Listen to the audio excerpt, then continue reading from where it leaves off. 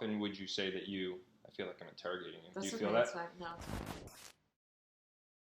It's going to be a good one. Oh, Hi. I'm supposed to say hi. Yeah, start over. Hey guys, I'm Dr. Jeff Newman. This is Maureen Gilman. Hi. And we're here to go over the monthly focus or the Becoming Human Challenge for Newman Chiropractic for January 2020. Now, before we get started, I just want to let everyone know that we take this content right here, this video and the audio portion, and we put the video on our website, the Newman Experience website. We also put it on our YouTube channel, the Newman Experience channel, and then we repurpose the audio for a podcast, our Newman Experience podcast. So if you like listening to this type of content more, if you like visually watching it, you can access it at those locations, okay? So the article of the month, or the featured story I put together, is Could It Be That Simple? And there's a book that I was reading about walking and the new science behind walking. And it's super interesting, and this article gets into it. I've also put together a video that will come out later this month about walking in general and why it's so beneficial. And I think that we're going to touch on a couple things that we've noticed over the last couple of years with walking that you've really woken me up to in seeing this type of benefit in terms of walking. Yeah, that it can have on our health. And I've been implementing that with a lot of patients, and they've been seeing great benefit with it. But before we get into that, let's scroll through right here, and let's just touch on what 2019 had in store for movement. So movement, we had actually two monthly focuses that we focused on movement. The first was in February 2019. The featured article there, or the featured story, was The Only Way to Move. And the little teaser that I put together is, after years of practice, I've realized something interesting. The overactive athletes I treat are just as injured as the overly sedentary. Just like with most things in life, balance seems to be key. Why is it that everyone feels there is a right way or wrong way to exercise? That was a big one. That got a lot of traction over the course of the year. People continue to go back to it. So if you want to check that out, check it out. Mm-hmm. And then the next month we did was July 2019 was movement as well. So we hit movement twice in the year 2019. And the featured story for that month was the foundational muscle. And the teaser there is one muscle that deconditions over our lifetime in our current environment. Then when weak, we are prone to neck and shoulder pain and even low back pain. Repeat injury and arthritis ensues. What is it, and what can we do to help? And it's the diaphragm. It goes into the diaphragm, the muscle of the diaphragm, and how important that is. I have, again, a video to help educate patients on what's in this article. But if you want to check it out, it's all in the archive section and on our Newman Experience website. Okay? So let's get into what we were going to talk about today. Now, when we were in the car, we were talking about, like we usually do, what should we talk about, right? Yes. And what did we really kind of land on, do you think? I think it comes back to, like, activities of daily living versus high-intensity exercise. And where just walking sort of falls into that. Yep. So, yeah, most definitely. So really, I think a year and a half ago, 2 years ago, I made a huge shift in my activity levels. Huge. And what we're going to do is we're going to talk about our history with our activity and exercise, and then what this shift was. This shift was huge for me, and it completely changed my relationship with my family, my friends, and my office, and personally me, my own health. Mm-hmm. Okay? So what's your backstory and history with exercise? Because you're a slender build, right? And you're a slender build, and you've always been slender, right? Yeah. When you feel unhealthy, what is the sign or signal that you know that you need to make a change? Like a lot of people, we feel like we're falling off the wagon, right? Yeah. And we're treating ourselves poorly, whether it be not sleeping as much or being too stressed out. What are the signals or signs for you that make you feel like you have to refocus on your movement? I think anytime that I'm overly sedentary. Mm-hmm. And what is that for you? What is the sign for that? That is laying on the couch, reading a book instead of or just sort of just being lazy. Like, that's not in my nature. Okay, so what is lazy to you? Lazy to me is laying on the couch. For how long? Like in intervals over a few days. Essentially what we did during Christmas break. Yeah. And it was great, and I enjoyed it, and it was wonderful to read some books. But once I get into that mode, it's hard for me to get out of it. So I'm more of a go, and keep going. Yep. So that I don't fall into those sort of lazier habits. So that's key. So I want to keep going on what you consider lazy, right? Because what we're going to get into in a little bit is the thing that finally happened, the switch that finally went off in my brain as to movement and being able to be consistent. So you are a slender built person, always have been. Your lazy is what? Like, how long will you lay on the couch? How long will you be on the couch, really? An hour? An hour or so? Okay. Yeah, and then I usually get up and do something. So that seems like a lot of time. Yeah. Yeah. Okay. Yeah. All right. So that's key, right? Because to me, I can lay on the couch for a couple hours. Yeah. And I feel comfortable there. And I don't really feel, I mean, I kind of feel lazy, but I don't really care. Yeah. Right? Like, that is a habit that I'm okay doing. But for you, you kind of get a little antsy if you are sitting down for an hour at a time. Yes. Yeah. Okay. All right.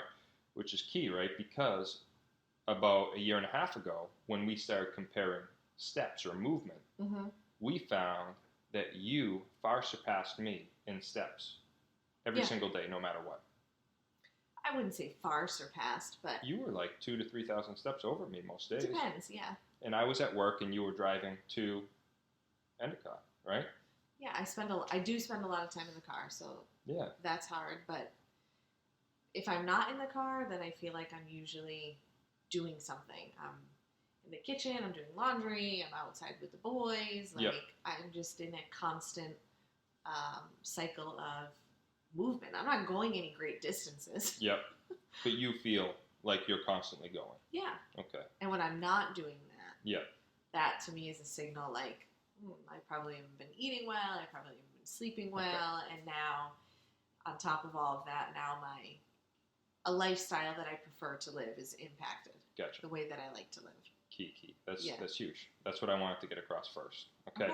Because then, you've never really struggled with, like, falling way off the wagon like most people would, right? Would you say so? No, not really. You, in terms of weight or movement, you can stay relatively good. For the most part. How often would you say that I feel like I'm interrogating you. That's do you okay, feel that? it's fine. No, it's fine. How often do you feel like you have hit points in your life that you weigh more than you'd like to? How many times in my life? Yeah. Do you yo-yo with weight? No, not in the same sense that so probably most people do. What I'm trying to get to is that I'm gonna talk like my relationship with exercise and movement. I have struggled with big fluctuations in weight. Yeah, I don't have big fluctuations. Yeah, so that's the key, right? So I've struggled with big fluctuations of weight, and I've struggled with probably 30, 40 pounds. I'll go off and on. Now, in terms of your mentality, we talked about your mentality with laziness. What is your mentality with exercise? Oh, I hate to exercise. And you don't exercise much, right? No. But you're constantly moving. Yes. So you don't go to the gym? No. There was a few periods of time in my life where I went to the gym, but it was never consistently, and I hated every moment of it. And it was more, like I was saying to you earlier, well, if I go to the gym, then I can justify eating this piece of cake. Yep. Or it was sort of a bartering act, rather than doing it for any real health benefits. So I stopped going. And you stopped going. In terms of health consequences, what have you noticed? I'm healthier now than I've ever been. You feel healthier, yeah. Okay. Absolutely. So this is the key point, right? And so I wanted to compare your experience with one exercise. When you were a child, what was your exercise routine? Like, in terms of sports and stuff, were you an athletic person? I did. I played a lot of sports. What sports? I played soccer, I played basketball, I played softball, and then when I got to middle and high school, I just played softball. When was the first time you ever went to the gym? 20s? Yeah, I was probably in college. Okay. No, I didn't go when I was in high school. Okay, so my experience was when I played football, I played basketball. I played football, I played basketball, And I played baseball, and I played football in college. So my relationship with exercise at a young age was run fast, don't run long, run fast, have a purpose, and try hard, hard, hard. Leave it on the court. I remember in practice, like, all we need is an hour. Just burn all your energy during that hour, focus, play hard for an hour, and then that's it. So my relationship with exercise had always been an hour's worth at the gym. Getting bigger, getting stronger, all that type of stuff. So I started lifting weights in around 16, and I stopped lifting weights a year and a half ago. I would need to go to the gym every single day for an hour and a half. That was my thing. I'd have to go. I would go before work. And even during those times of me going to the gym, right, I would still fluctuate with that weight, depending on periods of time in my life. So I tried, I go to the gym. I did bodybuilding exercises. I did high-intensity interval training. I did the CrossFit. I did yoga. I did the personal training. I've done everything, and I still have always struggled with those weight fluctuations. And a year and a half ago, I decided to really, one of the books that I read really kickstarted this mentality, or me looking into this a little more to find this out. But the Blue Zones book had a lot. It's about these areas around the world where there are people that are in their 60s, not 60s, in their hundreds and healthy. And they're extremely healthy, and they never went to the gym. And you think, even way, way back in the day, no one pumped iron, no one lifted weights. Really, Arnold Schwarzenegger was the first person to really bring weightlifting to the masses, and now everyone feels like we got to get to the gym in order to get healthier. So I started with our Apple Watches. I think I got you an Apple Watch, right? We checked your steps. The average American walks about 4,000 steps. They say in order to maintain health, we want to do 10,000 steps. So that's a 6,000 step difference right there, okay? And then these healthy people in their hundreds walk between 15 to 20,000 steps a day. That's a significant change in terms of steps throughout the day. So then I asked Maureen, and we challenge each other. I'm like, I go to the gym every single day. I feel like a champ. I feel like I'm going to blow her out of the water. And what? You roasted me. Every single day. Every single day. Because of your steps. You would always walk more steps. Always walk more steps. I would go to the gym for an hour. I would wake up at 5. I would go to the gym in an hour, for the hour. I would work out. I would lift weights. I would sweat my butt off. And I would still, over the course of that day of going to the gym and working all day, I would only walk about 8,000 to 9,000 steps. And if you didn't, pay attention to what I'm trying to get at is that the fact that I went to the gym that day had no bearing on the amount of total movement I had over the course of the day. And I think, and we've noticed, right, your total movement over the course of the day, I feel it's the better choice, right? It's the... I think it's the consistency piece. It's not, I'm doing one thing for a short period of time, and now I'm going to go lay on the couch because that really... I exerted a lot of energy. It's like that just kind of slow and steady movement. And like I said, I'm not breaking a sweat. I'm not going any long distances, but that walking allows you to be consistent, right? It's more walking is more favorable in terms of consistency.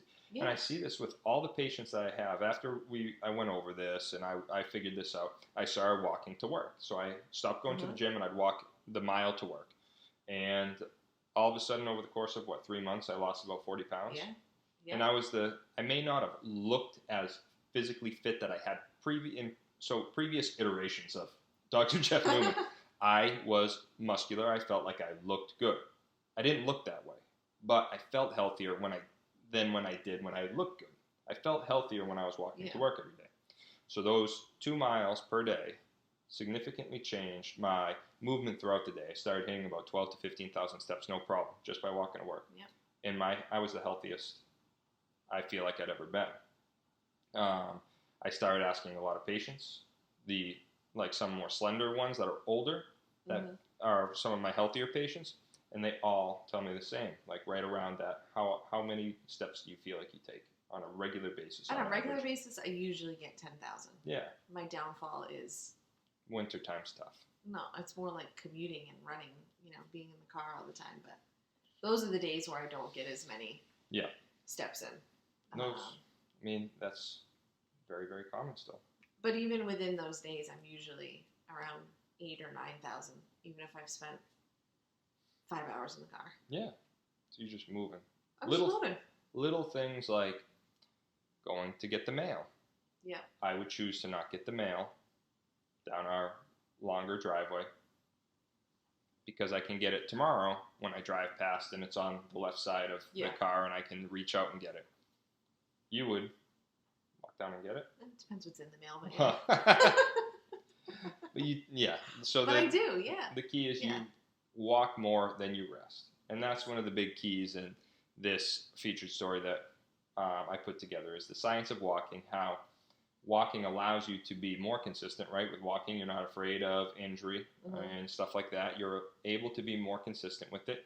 When you aren't walking, say you go to the gym and you're not going as frequently, you feel like garbage. You feel bad about it. You feel like you failed at it, right? Yeah. People can see you at the gym and you feel like you may not want to go, or you may feel like you're failing to these other people you're trying to get, you're going to the gym with. So walking more, I feel, is the key. Definitely. And I was just listening to a podcast on, must have been one of Chatterjee's podcasts, and they were talking about the benefits of walking and comparing it to sort of like high intensity exercise. I'm sure you listen to it too. Yep. But that if you walk periodically throughout the day, it actually reduces your stress levels. So if you work for an hour and then take a 10-minute walk, it reduces the cortisol levels. So if you're doing that periodically throughout the day, by the time you get home and get ready to go to bed, you're in a pretty low stress. Oh, most definitely. But if you work all day and then you go to the gym, and you're doing this high intensity workout, your cortisol spiking, stress levels become higher. And all of that stress that you didn't sort of release throughout the day, now it's all built up in there with that. And the high-intensity exercise, as great as it can be to a degree, it does, it can kind of mess with your mind a little bit. Like Maureen was just saying there, is that the act of sweat-inducing exercise causes the release of cortisol, right? And cortisol is a stress hormone. And if you think back to the way humans function, is that if you are sweating, you're running away from something, or you are running towards something of significant importance, right? So you really are moving for your life. So you kind of sacrifice the present, right? You sacrifice the present to save it's like you burn all of your stuff then, and you cause a stress response there to handle that thing that's happening so that you can survive later on. But also, if you think, too, about the way that the brain functions, is that and it ties in with food, if we were running after something, we had to catch something, or at some point, if we were running, we had to eventually have a conclusion to that running, right? I mean, very rarely... The purpose for the running, right? So, I mean, the mode of transportation for humans, in this book was great in getting to it, is that we're designed to walk. We're designed to move. We're very mobile in terms of walking. We can walk with our family, no matter the age, most likely, right? And we can walk with our community. We're very capable of talking and communicating while walking, which is huge. We can't really do that while running. So running was a means to have a purpose. We had a purpose. We had to run to get it, right? So if you are hunting down something and you end up catching it, then the act of burning all of that energy and that running and all the hormones that are released lets you know that you can finally relax and become sedentary, right? Because if you caught the big game or whatever, you had a chance to kind of finally stop and then be satiated or satisfied off of whatever you caught. Right? So by going to the gym in the morning, you talked about this before, by going to the gym in the morning, you gave yourself a free pass. To treat yourself like garbage later in the day because you gave yourself a pat on the back and you were so proud of yourself because you're doing what you thought you were supposed to do. Did my good deed for the day. Exactly, yeah. And someone like me, I like going to the gym in the morning. Man, if I did my good deed in the morning, then that means that I had so much freedom later in the day, right? Because if it even came to me going in and getting gas and seeing a bag of Doritos, I remember sweating real hard at the gym early in the morning, and to get those Doritos. Yeah, and I Earned those Doritos, and it was that those mentalities and those relationships with movement, I think are the ones that you'd like to kind of shy away from. And just walking, it seems so simple, but you don't need to feel bad about it. You don't need to feel like you're not doing enough. Trust me, when you see enough people that actually walk a lot of steps on a consistent basis over the course of their lives, I'm telling you, they're all slender and healthy. It's crazy. I mean, this is why I wanted to do this content today, was because it blows my mind how many of my patients are it's not genetics, it's the slender build. Yeah. It's not they genetics. move more because we should have started out with that, but what's your family's like builds or health and stuff like that? Oh, it's always been sort of a fluctuation of weight. Yeah, so you are for really both of my parents. It's not genetic. It's not. It isn't. I mean, anything that we've read in the last year and a half, mm-hmm. genetics is such a small part of our overall health. You might have a propensity for a certain, disease or whatever, but there's so much that you can do. Yeah, and I got to make a separate video about this, because what people are missing with the whole genetic train that took off is that you have a higher likelihood of, you 100% pass your genetics on to someone else, but you have a higher likelihood of your habits being given to your children, impacting their lives, than your genetics. And we have seen that. Big time. Like the habits that my parents had, their relationships with food, movement, relaxation, sleep, all of those, their relationships with them are what's passed on to me and has allowed me to have these relationships with them. It is not the genetic code, and there's nothing that we can do to change it.